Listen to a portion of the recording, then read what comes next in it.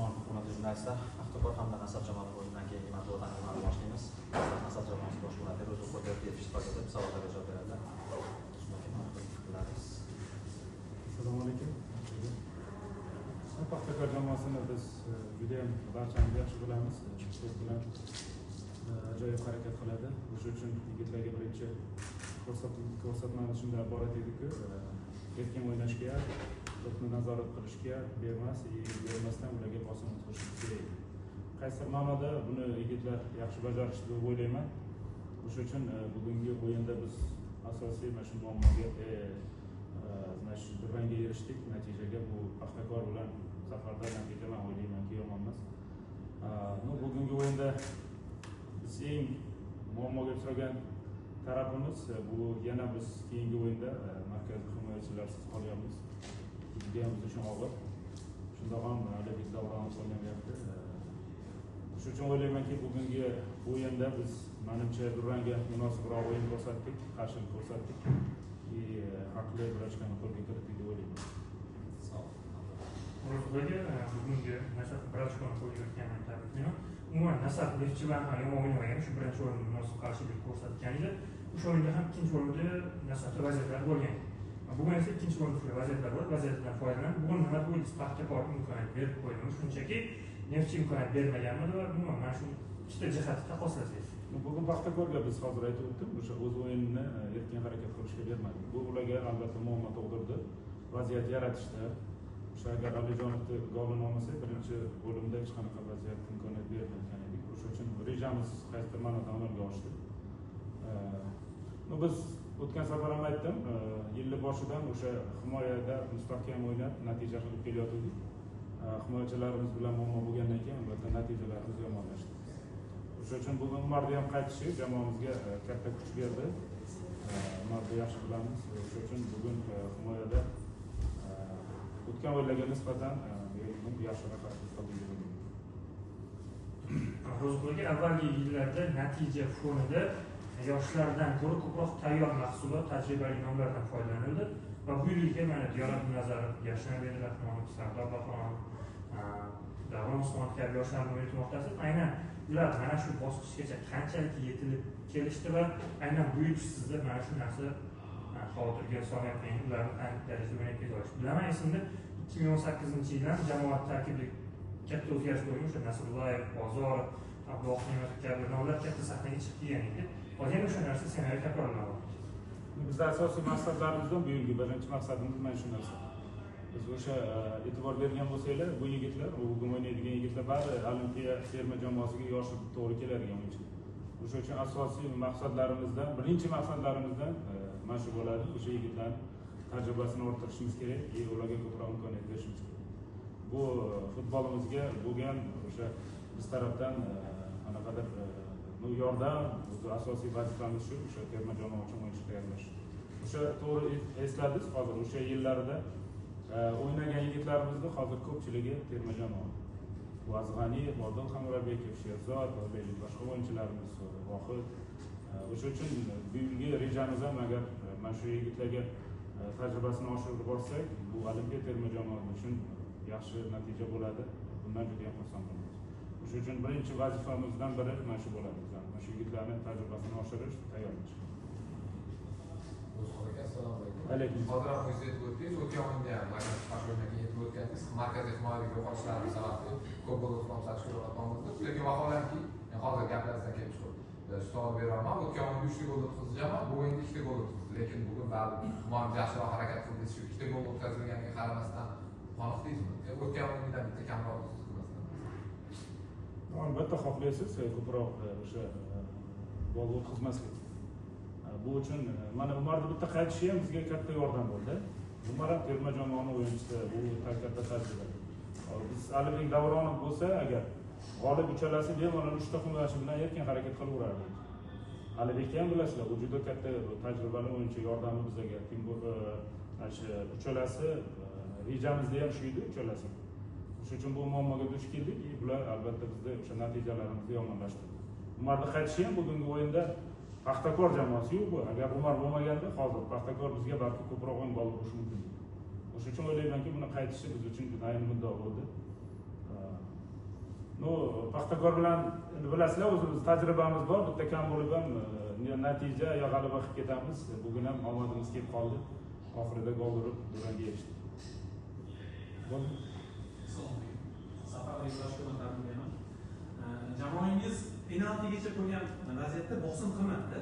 Penaltidan keyin bosim qilib bitta gol urdi. Nega shu penaltidan oldin hujumlar qilmadi? Paxtakor doimiy bosimlar bilan penaltiga erishdi. Nega sizning jamoangiz penaltidan keyin bor kuchni tashladi? 10 kishi bor erishdi bitta gol. Bu oxirida bosim qilganimiz bu tavakkallik. Futbolda shunaqa, o'zi tavakkalga borasiz, yutqizyapsizmi, oldiga bosim qilib, zo'n to'plarni oshirishga harakat qilasiz. O'sha uchun biz bir-birligida balki ochkoni o'ylab harakat qilgandirmiz. Chunki bu sostavimiz bilan, bu tarkibimiz bilan Paxtakorga qarshi Toshkentda ochko olish ham biz uchun juda muhim edi. O'sha uchun penalti, qizil kartochka bo'lgandan keyin tavakkal bo'lib, uni oldiga borishga harakat qildik. Uzun to'plar bilan o'sha maqsadimizga erishdik. Bosimni qilish bu bilasizlar, ko'ryapsizlar o'zlari. Butun o'yin davomida raqibga ko'proq o'sha ikkinchi zonada, uchinchi zonada bosim qilishga harakat qildik. Qaysi ma'noda berdi erkin o'ynamaslikka Paxtakorga, biz erkin o'ynagani bermadi. Lekin albatta buni tan olish kerak, 70-80-minutdan keyin bosim bilan, pressing bilan o'ynash albatta charchatadi. O'sha uchun orqani ko'proq o'ylab, himoyani o'ylab qolgandir. Menimcha shunaqa bo'ldi. Gol urganimiz 2-1dan keyin bu menimcha o'sha risk edi, tavakkal edi. Bu qaysi ma'noda bu naf berdi. Rahmat. Assalomu alaykum. Alaykum assalom. Yaxshimisiz o'tadi ekan? Charchanyapsiz? Rahmat. Buzuq aka, o'yin uchun rahmat. Ikkala tomonga aytaman. Bitta hafta tayyorlab ko'rdik. Birinchi tayyor pozitsion futbol, ikkinchisi hujumkor, endi tushunarli. Nolga hisobda kelishgan holda majbur bo'ldinglar. Taktik masalasida savolim bor edi. Men bilaman, O'zbekistonda siz o'sha har xil taktikaga prostanovkani gapiradigan bo'lsak, bir tayyor buzuvda yo'q, ikkinchi tayyor buzuvda yo'q, har xil taktikalarni ishlatasiz. Birinchi taymda 4-1-4-1 severdi, keyin 5-4-1, to'psiz ikkinchi taymda chap qanotga Zafar Murodov oldingizda, o'sha 3-4-2-1 ga o'tkaziladi. Bitta pozitsiyada Mufidin bilan o'ynadi. Bu chunki hakamlar Alijonov juda ham ko'p hujumga podключаться qilganligi uchunmi, aynan shu zonada gol, anaqa gol bo'ldi. O'sha agar sir bo'lmasa, chunki biz taktikaga qiziqamiz, siz o'sha taktik masalada juda ham problemasiz. To'g'ri ko'ribsiz, o'sha maydondagi yigitlarimiz joylashib o'zgartirib turishimiz kerak, ba'zida raqibni o'yiniga qarab o'zgartirib turishimiz kerak. Bu rejamiz ham bor. Ko'p o'yinlarda bilasizlar, shunaqa o'zgartirib turamiz. Biz bir-birligida e'tibor bergan bo'lsanglar, Sharobni endi qanotlarni ko'proq yopish uchun qanotga o'tkazdik-da 5-4-1 ga o'tdik. Bobur o'ngga, Sharob chapga, Alijonov bilan personalni o'ynash kerak edi. Bilasizlar, Alijonov erkin qo'ysangiz hamma yoqda aytaylik vaziyat yaratib tashlaydi. Keyin Sharof charchog'ini ko'rib, biz Zafar o'rniga chap qanotda 5-himoyachi bo'lib o'sha yosh yigitni qo'ydik, Murtazayevni. Zafar personalni Alijonov bilan o'ynash kerak.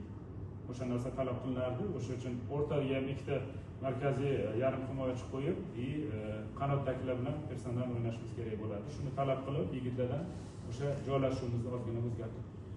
Biz Otabeka ko'ryapsiz, hozir o'sha ichimizdan taktikani ham tanlashimiz kerak, sostavni ham qaysidir ma'noda shu tanlashimiz kerak. Bizda tayyor o'yinchilar yo'q. O'sha uchun mana shu mashg'ulotlarda, teoriyalarda yigitlarga, yosh yigitlarga ham o'sha qanaqa joylash kerak, qaysi pozitsiyada, qaysi vaziyatda qanaqa harakat qilish kerak, shuni tushuntirishga harakat qilyapmiz ko'proq. O'sha uchun qaysidir ma'noda juda ham katta natija qilayotganimiz yo'q, lekin asosiy boyagi vazifamizni aytdim, o'sha yigitlar tushunchasi o'sib, intellekti o'sib, mentaliteti o'sib borsa, maydonda qo'rqmaslikni bilib borsa, bu narsa bizga naf keltiradi deb o'ylayman. Bitta savol bor edi, o'sha qo'shimcha bunga savol. Hozir mana aytib o'tdingiz, har xil taktik skemalarni ishlatyapsizlar. Bundan o'zi markaziy himoyachi bo'lsa ham, qanotda hujumlar o'ynayapti. Ya'ni har bitta futbolchi katta kadrda shu. Otabek, uni ko'proq biz o'sha qanot himoyachi, qanot winger bo'lib foydalanamiz. Lekin hozir rejamda bor, bu aytgan gapingiz, endi hozir markaz himoyachilari bo'lmasa, o'ynashi balki to'g'ri kelib qolar. Lekin asosiy markazda o'ynamagan. Ko'proq qanot. 4 ta o'ynaganda ham qanot himoyachisi, 5 ta o'ynaganimizda o'sha winger bo'lib hujumda yaxshi harakat qiladi, tezligi yaxshida bu. Sizlar qo'yamiz, shu joyda savol tug'iladi, men tushunib turibman. bitta ikkita narsada mana Dinamo bilan keyin Qo'qon bilan o'sha bahsli vaziyatda bo'lgan, juda yaqqol xato bo'lgan. Lekin po inersiya sizga shu tuyulmayapti-da, masalan, keyingi masalan o'yin boshlamoqda, o'sha boshqa hakam boshqa o'yin, lekin futbolchilarni o'sha psixologik kabutda bu hozir hakam ularni o'sha o'ldiryapti, menga shunaqa tuyulyapti. Masalan, Eshmurodov ham qizil kartochka yo'q bo'lgan joyda oldi, keyin boshqa futbolchilar ham o'sha asabiylashib, men bilaman, siz psixologsiz, shu bolaga tushuntirib, bu yangi o'yin, oldingisini keyinchi polni o'chirib tashlab, bu boshqa hakam, boshqa narsa uni unish kerak deb shunaqa suhbatlar o'yini. Nafaqat bu xatolar bizni asabiylashtiryapti, balki boshqa holatlar ham bordir. Jamoa asabiylashgani bu bor gap, to'g'risi, ba'zida o'zini ham ko'ryapsizlar, hissiyotni jilovlamay qolyapmiz. Bu to'g'risida ishlayapmiz yigitlarga. Qanchalik qiyin bo'lmasin, qanchalik o'sha o'ynash yoki boshqa narsalar, bizni o'ylantiradigan narsalar bor. Bu narsani maydonga olib chiqmasligimiz kerak, maydonga chiqqanda asabiylashimiz kerak emas. Bu haqida ko'proq yigitlarga uqtiramiz. Bu baribir endi futbol bu. Hissiyotga berilib ketasiz baribir. Futbolchilar ham bundan istisno emas. O'sha uchun bu to'g'risida ko'proq suhbat qilamiz ular bilan. O'sha vaziyatni to'g'ri baholash kerakligini ko'proq tushuntiramiz. Har qanday holatda ham ular o'zini nazorat qilish kerak bo'ladi. Bizda futbolimizda psixologlar yo'q-ku, lekin har bir murabbiy menimcha o'sha keraklicha tushuntira oladi, yetkiza oladi. Yigitlar ruhiy tarafdan o'yinga tayyor bo'lishi uchun. Rahmat. Salom.